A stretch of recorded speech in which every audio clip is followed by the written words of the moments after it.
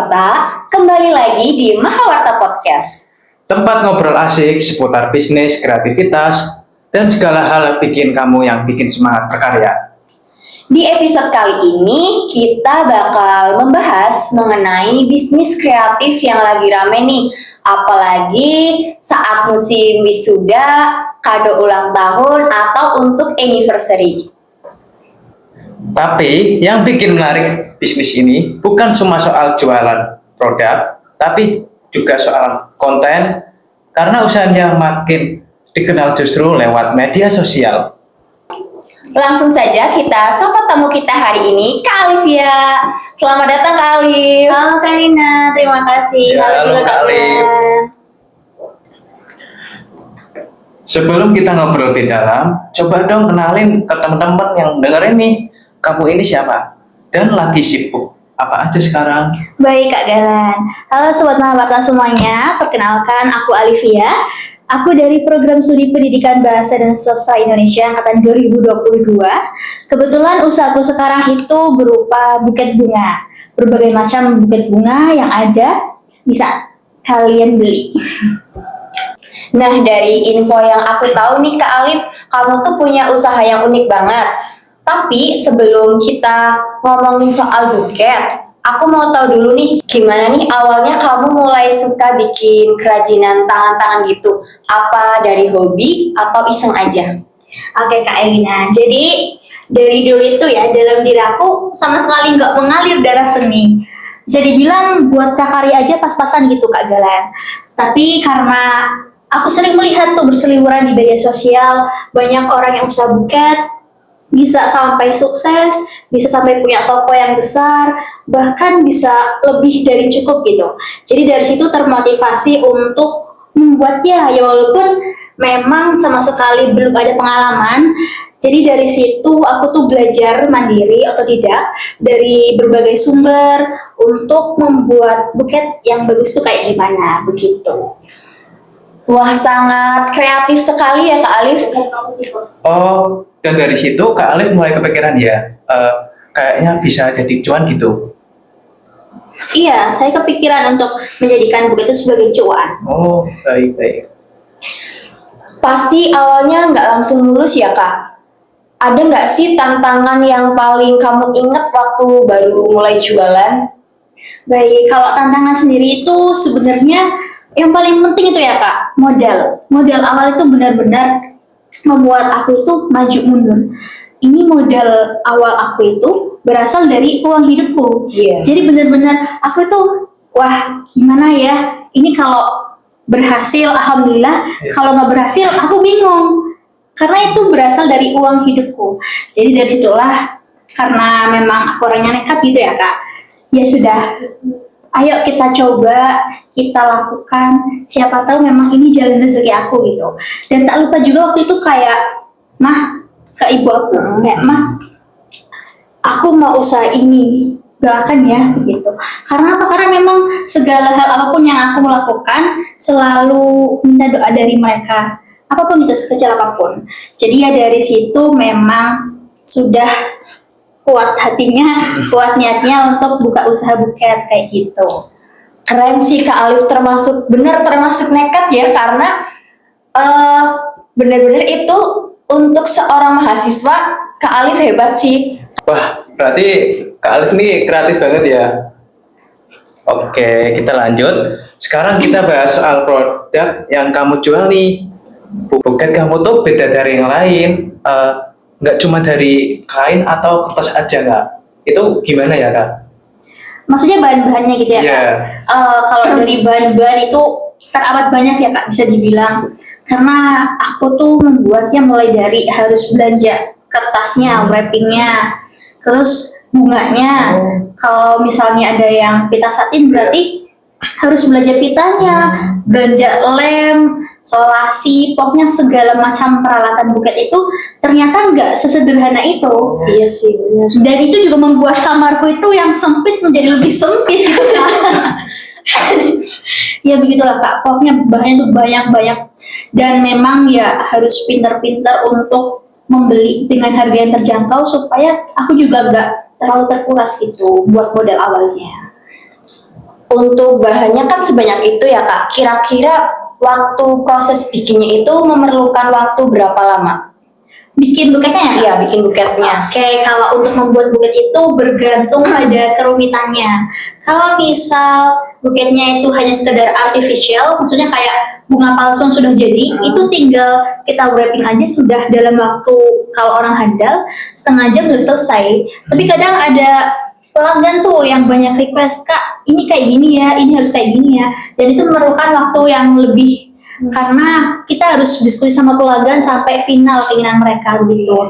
Kemudian kalau buket satin juga itu memerlukan waktu yang lama Kak, karena satu persatu itu kita lem, kita susun. Jadi memang benar-benar butuh kesabaran seorang florist itu gitu. Kalau buket satin tuh berarti kakaknya ngerangkai sendiri gitu ya? Benar Kak, dari Wow. kita satin menjadi bunga mawar. Itu susah ya kak? Sebenarnya Susah, kan?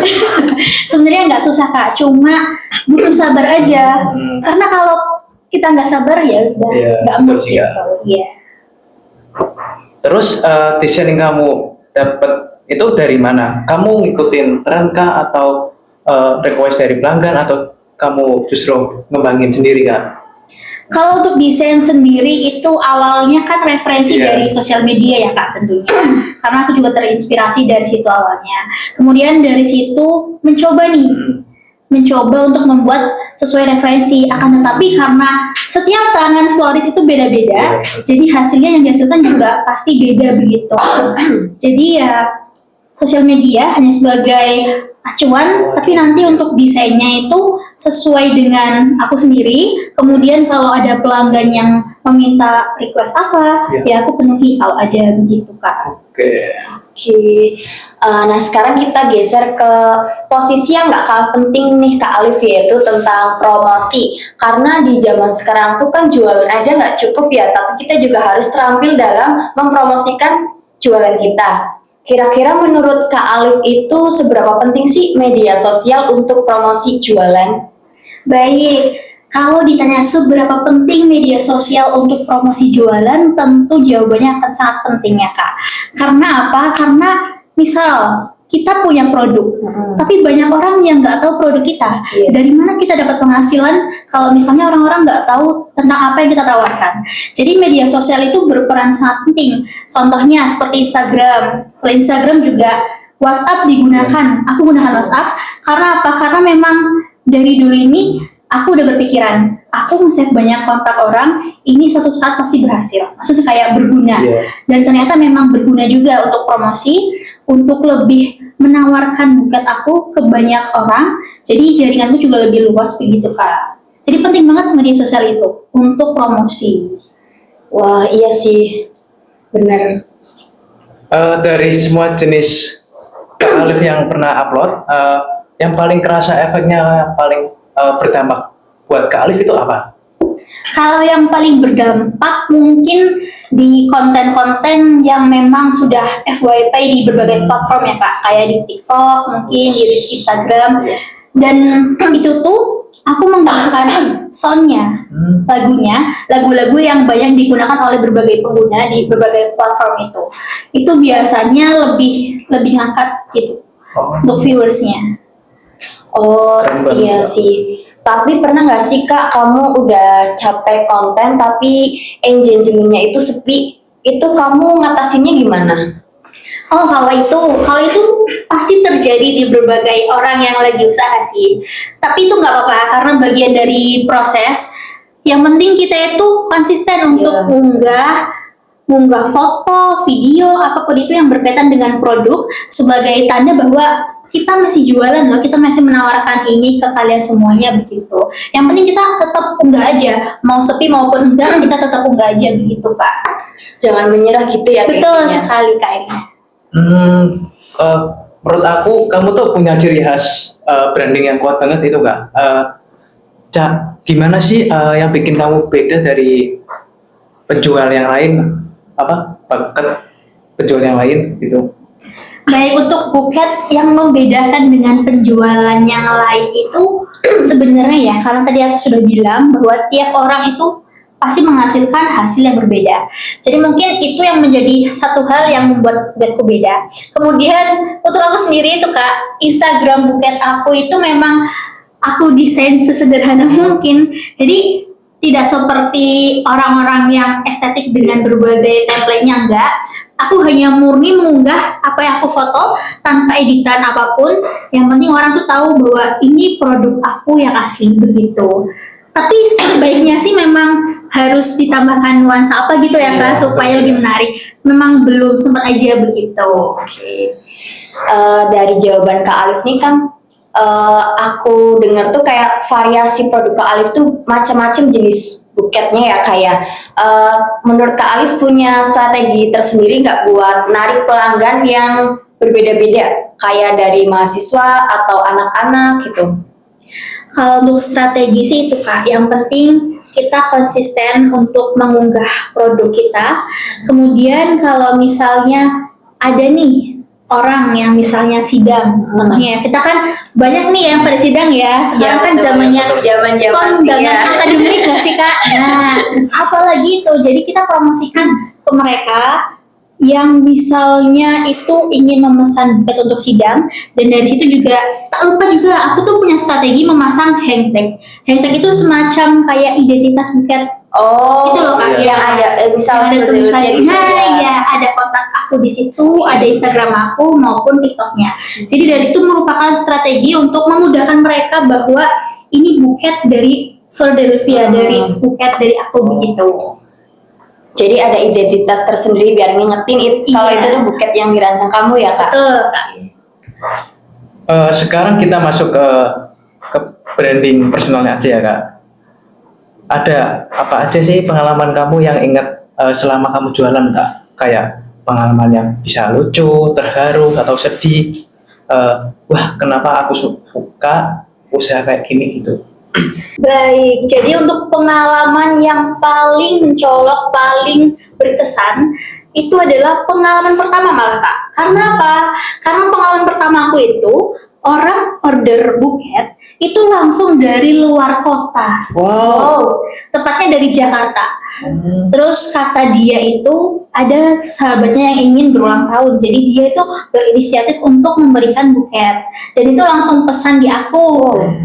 Itu pesanan pertama kali juga merupakan pesanan yang menantang. Karena apa? Karena pertama kali pesan itu buket pita satin yang mana kerumitannya itu sangat tinggi. Jadi aku tuh di situ diberi waktu sekitar 5 hari untuk menyelesaikannya sekaligus untuk mengirimnya. Dan pada saat mengirimnya juga struggle di jasa pengiriman. Karena apa? Karena kan sebesar itu Iya, ya Kak. Betul sih Kak. Aku harus mencari kardus seukuran sebesar itu, kemudian mencari namanya itu solasi yang untuk itu loh Kak. Paket Paket. Iya, yang tahan. yang Iya. melindungi gitu ya. Ya, yang pokoknya jangan dibanting kayak gitu. Oke.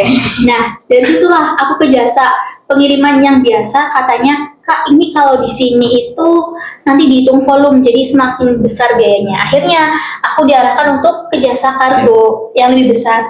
Dan ternyata di jasa kargo itu minimal untuk beratnya itu 11 kg. Jadi paketku itu dihitung 11 kg dengan harga biaya itu 40 ribuan, dan untungnya pelanggan itu mau untuk membayarnya gitu. Jadi itu memang benar-benar pengalaman yang pertama kali yang rumit dan menegangkan gitu ya Kak.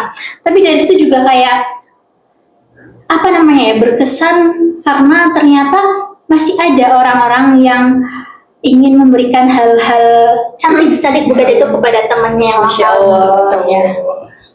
Menurut kamu nih Kak, apa sih yang bikin pelanggan nanti balik lagi ke kamu? Baik, kalau menurut aku sendiri ya, Iya. karena dalam aku melayani mereka, aku bertindak sebagai bestie, bisa dibilang Ya. bestie. Kayak, ayo kamu order dari aku, tapi kita ngobrolnya santai aja. Ya. Kamu mau buket yang kayak gimana? Kalau udah aku ada, aku layanin kayak gitu. Jadi mungkin dari situlah mereka itu bisa balik lagi ke aku.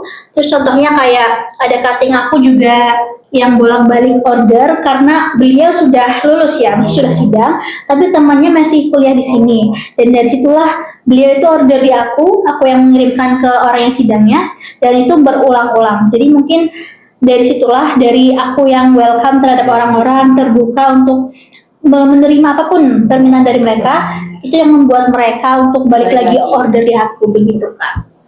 Oke.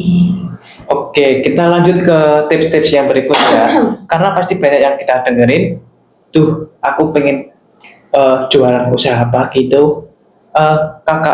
Kak Alif ini punya prinsip atau pegangan apa ya biar tetap konsisten gitu? Biar tetap konsisten, yang pertama itu aku harus ingat bahwa aku sudah mengeluarkan modal besar nih Kak. Jadi aku sebisa mungkin harus membalikan modal itu. Dan alhamdulillah sekarang sudah balik dan sudah sedikit-sedikit mendapatkan keuntungan. Nah, dari Alhamdulillah. modal yang besar itu aku jadi berkeinginan, maksudnya dalam artian teguh untuk lebih menjualkan buket itu lebih luas lagi, lebih laku lagi, lebih banyak orang yang tahu sehingga lebih banyak yang order dan pemasukanku juga lebih banyak. Karena apa? Amin amin. Amin. Karena memang dari situlah sumber ya, kalau misalnya kayak ya kita kuliah juga pasti lebih Iya, banyak iya, kebutuhan dan dari situlah aku berusaha untuk memenuhinya sedikit demi sedikit, begitu Kak. Oke, Kak Alif. Kalau ada orang yang baru mulai jualan nih, kira-kira kakak mau nyampein mereka fokus kemana dulu? Baik, teman-teman semuanya kalau ingin memulai usaha, yang pertama itu saran dari aku, jangan nunggu siap. Karena kita sampai kapanpun gak akan pernah siap untuk melakukan hal-hal senekat itu. Kemudian yang kedua itu jangan nunggu sempurna, karena memang gak ada yang sempurna. Iya, betul sih, Kak. Kita tuh usaha trial error kita coba terus sampai hasilnya nanti berkembang sempurna. Maksudnya mendekati sempurna, Iya, karena iya. kita yang sempurna. Iya, betul. Oke, kemudian yang ketiga itu minta doa dari orang terdekat. Karena memang doa itu sebagai celengan kita, sebagai celengan keberhasilan kita dari sedikit-sedikit, kemudian nanti kita akan berhasil di tingkat yang kita inginkan. Dan juga jangan lupa untuk jaga kesehatan selalu ya Kak, Iya. karena misalnya kita fokus ke orderan terus, itu pasti akan terbengkalai. Betul. Terbengkalai dari segi makannya, dari segi kehidupan pribadinya. Jadi tetap ingat untuk fokus ke kehidupan masing-masing, kehidupan sendiri, pribadi itu lebih utama daripada orderan-orderan mereka. Dan kemudian saya sudahlah, kayak kalian nekat aja, nggak usah malu, nggak usah gengsi ya. Iya, betul. Karena kata Banda juga Shihab, masa muda itu urat malunya jangan terlalu kencang, nggak boleh gengsi. Karena apa? Karena kita itu sebaiknya menghabiskan masa malu-malu itu di usia muda. Biar nanti pas di usia tua kita hanya mengambil hikmahnya, mengambil keberhasilan kita, begitu. Betul sih, betul. Betul sih, Kak. Dan pastinya membangun bisnis itu soal manajemen waktu ya Kak. Gimana sih cara kamu bagi manajemen waktu biar ngatur ini kegiatan itu nggak kayak biar nggak keteteran gitu Kak? Baik, biar nggak keteteran, kita harus pahami skala prioritas. Prioritas yang pertama kita apa? Misalnya, karena kita sebagai anak yang kuliah ya, pasti banyak tugas. Nah, kalau misal ada tugas yang deadline pengumpulannya terdekat daripada deadline pengumpulan buket, maksudnya dari deadline Iya. pemesanan buket itu, kita kerjakan dulu yang deadline pengumpulannya terdekat, tugas kita terlebih dahulu. Kemudian setelah itu di sela-sela waktu kita kerjakan pesanan orang-orang. Kemudian juga jangan lupa untuk jadwal pribadi kita, begitu. Kemudian juga untuk selalu mengusahakan semuanya itu terencana dengan baik, tapi kalian itu tetap selesai semuanya. Dalam artian kalau misalnya kita banyak tugas, banyak pesanan, kemudian ada kehidupan pribadi, acara apa begitu, kita harus tetap bisa mengatur semuanya dengan baik supaya semuanya juga terpenuhi, tapi kita tetap apa ya namanya, kita tetap gak keteteran juga, tetap jaga kesehatan juga, begitu. Itu semisal Kak Alif lagi banyak pesanan nih, terus tugas kakak juga banyak, itu kakak kira-kira pernah mengalami kegagalan atau kerugian karena nolak orderan gitu nggak Kak? Sebenarnya kalau kerugian, alhamdulillah enggak. Hanya saja aku ini sadar akan porsiku. Aku sering nolak kok, kayak misalnya Kak maaf ya aku lagi dibantai UAS misal, aku lagi dibantai UAS, gak bisa dulu ya, maaf Kak gitu. Jadi yang penting kamu itu jangan ragu untuk menolak hal yang memang nggak bisa kamu lakukan dengan baik, karena apa takutnya nanti kalau misal kita terima semuanya kita nggak maksimal, orang-orang menganggapnya bahwa bukan di situ nggak maksimal, kurang bagus, padahal ya karena kitanya yang keteteran. Jadi memang harus berani untuk menolak, jadi kita juga enak gitu Kak buat nugasnya, buat pesanannya begitu. Wah, nggak kerasa nih mau selesai ya Kak. Tapi sebelum kita tutup, Wah, suatu hal yang penting yang buat penasaran, sekarang kamu yang paling aktif jualan dan promosi lewat prom apa aja? Kayak bisa tahu nama akun pendengarnya Kak. Baik, kalau untuk promosi ya, akun aku itu untuk menjual buket namanya Flor Delivia. Ada di bawah ini ya. jangan lupa follow ya teman-teman. Jangan lupa follow, ikuti, dan jangan lupa untuk order. Karena selain ramah kantong mahasiswa, cantik, juga bisa membahagiakan hari-hari kalian. Ya. Oke, makasih banyak ya Kak Alif udah sharing banyak insight hari ini. Aku yakin banget obrolan ini bakal ngebantu banyak orang, apalagi untuk yang mau ngado temennya wisuda. Betul sekali. Dan dukung UMKM. Dan pastinya kamu punya ide yang jangan ditunda. Mulai aja dulu, kamu karena kita dari karya kecil bisa jadi suatu hal yang besar. Betul, seperti apa yang udah Kak Alif bilang, jangan nunggu siap karena kita nggak akan siap, kita harus nekat, berani ambil resiko. Betul. Oke teman-teman, sampai jumpa di podcast kita selanjutnya. Dadah!